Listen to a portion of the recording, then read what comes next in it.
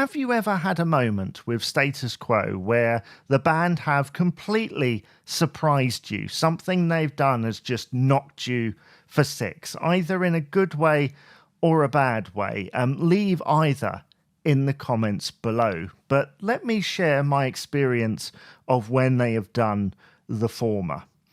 In 2008, they released a collaboration with the German happy hardcore, rave and techno band Scooter, who were founded in Hamburg in Germany in 1993. And I remember about 20 years ago, they released several songs, including the Logical song and Posse as well. And those tracks were sort of epitomized, I guess, by that high-pitch chipmunk-style vocal over a dance beat sewn together by H.P. Baxter, the lead vocalist, who had such a distinctive tone. And I must admit that I actually moved from West Sussex to Lincolnshire around 2002-03, and I'd not heard of them before I moved. They had kind of just slipped my notice, and there seemed to be a culture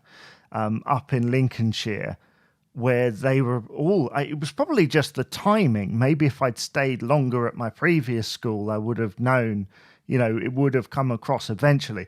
But they had this sort of thing about dance music, and there was like a rave thing, and people would be bringing in Clubland compilations and stuff. And Scooter were a huge part of that. And I must say, while I appreciated what they did, it wasn't entirely to my taste. I wasn't really that thing with it.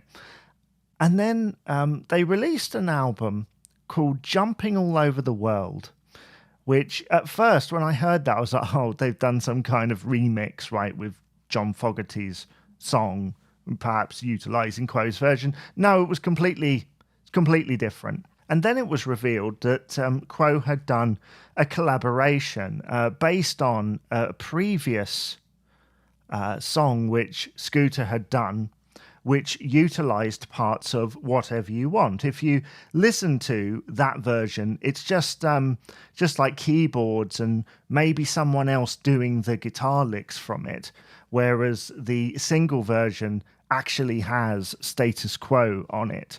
And I can't remember what I thought when I first heard about it. I think what I might have thought was, that's hilarious, right? Because I heard a lot about them at school and like how cool they were. And throughout my life, I've heard how uncool Quo apparently are. And so in my mind, for them to collaborate was like, oh my God, that's like the funniest thing ever. That this seemingly like cool thing, like, yeah, why aren't you into that? Why aren't you into that? Married with this uncool thing. Oh my goodness. Like, and then when I saw the video for the first time on Clubland TV, I mean, these are two bands that were chalk and cheese, right? They have no sort of musical ground in common, really. And then they're like Quo were on Clubland TV with Scooter doing Jump That Rock, Whatever You Want. And I must say, I think I burst into tears because the style of the filming was so like intense, and H.P. Baxter, like I said, wasn't really a fan, but that distinctive vocal and hearing him say Scooter in the house, coming up with the incredible, the legendary, and you're like, oh my God, I'm tearing up just thinking about it. The incredible, the legendary Status Quo, and in comes Rick with that vocal. And my God, like as an 18-year-old, and I was soon to be going through bereavement. I cannot tell you how much that song like lifted me through some of those dark times.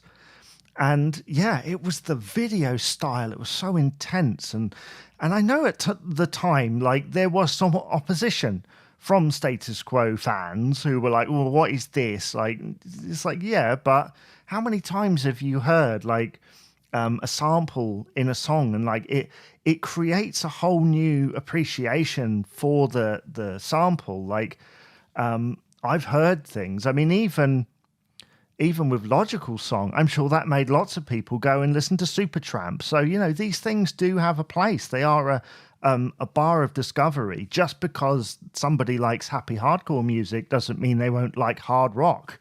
You know, like there can be crossover in some cases from the consumer point of view. It may have seemed disjointed to some fans, but I thought, well, they've taken this album track and they've tried to make it more commercial and split it. And they were playing it on Radio 1, you know, and I think I heard something once where someone said that they were played on Radio 1, and I think the presenter said something along the lines of, I wanted to hate that, but it's actually pretty decent. And that was the thing. Like, it was another example of Quo proving people wrong in some cases. And whatever you want over the years, as I've said in previous episodes, has been utilized in so many different things, from advertising to commercial, you know, like just all over the place, really. And so to hear it being used in a dance record, and to see Francis Rossi, Rick Parfitt, Andy Bowne, you know, John Rhino Edwards and Matt Letley on one side of a wall with Scooter on the other side, and they were doing the Run DMC thing, you know. And I guess this is the comparable thing, isn't it, with Walk This Way, Run DMC at Aerosmith. And then that wall gets knocked in at the end by a giant sledgehammer, you know, and it's so evocative and it really suited, you know, you're watching Clubland TV, everything's kind of intense and it fits with that. But I must say, when I saw the album, the single artwork, it looked very much, I mean, for years, I've just looked at it, watched the video, looked at the artwork. For years, I thought it was a coffin. Yeah, I thought it was a coffin with the Union Jack on it, and it turns out it's a giant sledgehammer, essentially. So, yeah, but they released that in late September, and it sort of did okay. It was number 11 in the German charts, and here it came outside of the top 50, I think. But I feel like, and somebody might be able to fill me in here, because my memory's a little bit hazy on this and I can't really find much information about this. But I'm sure they released it sometime late September, early October, and then they withheld it until sort of December time, almost as if they realised they had a hit on their hands, so they waited for the Christmas market or something like that. I just sort of remember that there being something like that, and it was the same year that they released It's Christmas Time as well, right at the end of the year, around the 5th or 6th of December, 7th of December, somewhere like that. And so, yeah, where was I going with this? I think where I was going was, it surprised me completely, this record, and it still continues to, because it just proves that Quo were happy to, or you know, willing to step outside of their comfort zone. For all of those jibes I got throughout the years of, oh, they're not cool, oh, they're not contemporary, they were in something incredibly contemporary. Maybe Scooter's, like, most commercial peak wasn't there anymore. Maybe there were a few years from it, but they were still more contemporary and had been more successful more recently than Quo in some cases. And for me, it was all my worlds coming together. This unlikely, you know, collaboration consisting of an extremely successful act who everyone was like, yeah, they're really cool. And then this also other extremely successful act, but being told how rubbish they were for all of these years, you know, before I discovered, say, the Quo message board or you know, Facebook or whatever.